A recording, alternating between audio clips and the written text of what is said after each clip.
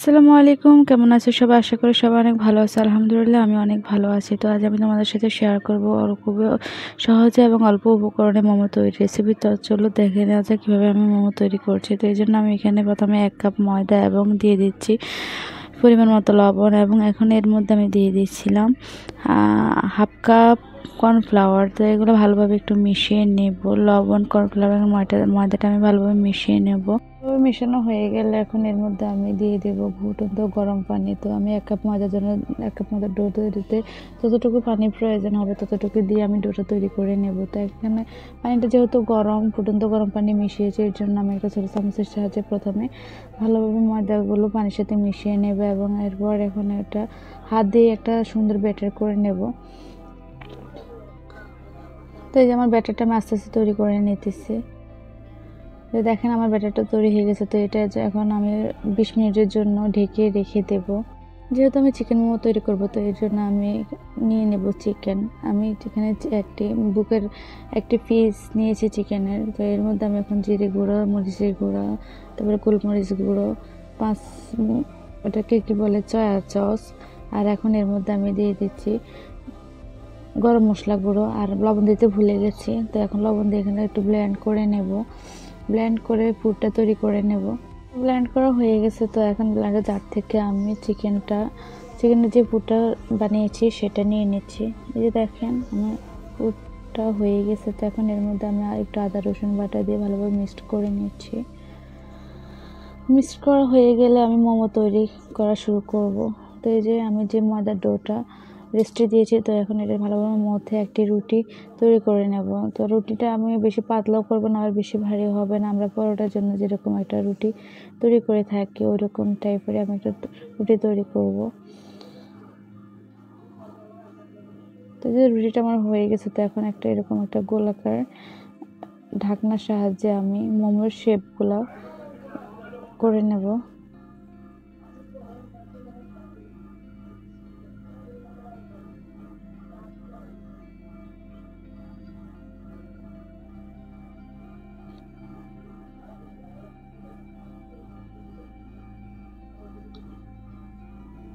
তো এই যে দেখেন এরকম সাইজের হয়েছে আমার মোমোর শেপগুলো। তো এখন আমি মোমো তৈরি করব। তো মোমোর পুরটা আমি মোমোর এই যে শীটটা আছে ওইটার ভিতরে এভাবে দিয়ে খুব সহজে আমি একটি মোমো তৈরি করে নেব, একটা ডিজাইন করে নেব।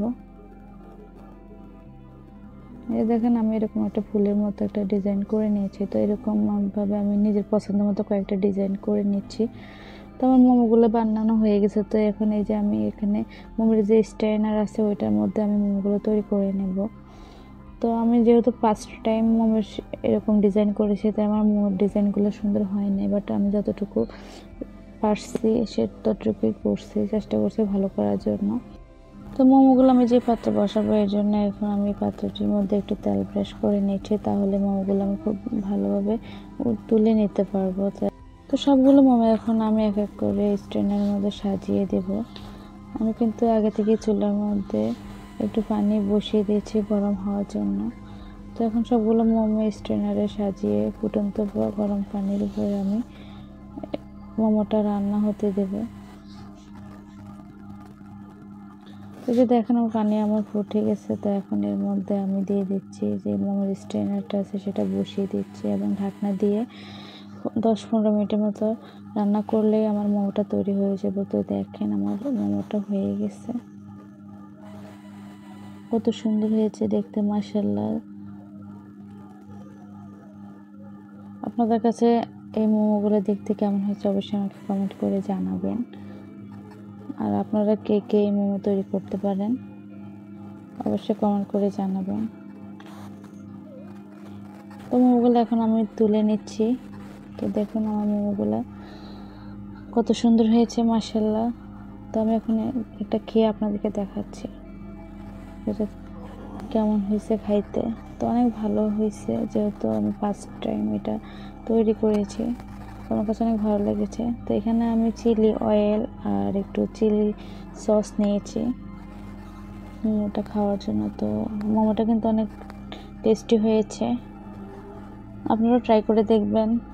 যারা যারা পারেন ট্রাই করে দেখবেন, এবং যারা যারা পারেন না তারা এই রেসিপিটি ফলো করে অবশ্যই বানিয়ে খেয়ে দেখবেন কেমন হয়েছে এবং আমাকে কমেন্ট করে জানাবেন। তো আজ এই পর্যন্ত, সবাই ভালো থাকেন, সুস্থ থাকেন। আল্লাহ হাফিজ। আসসালামু আলাইকুম।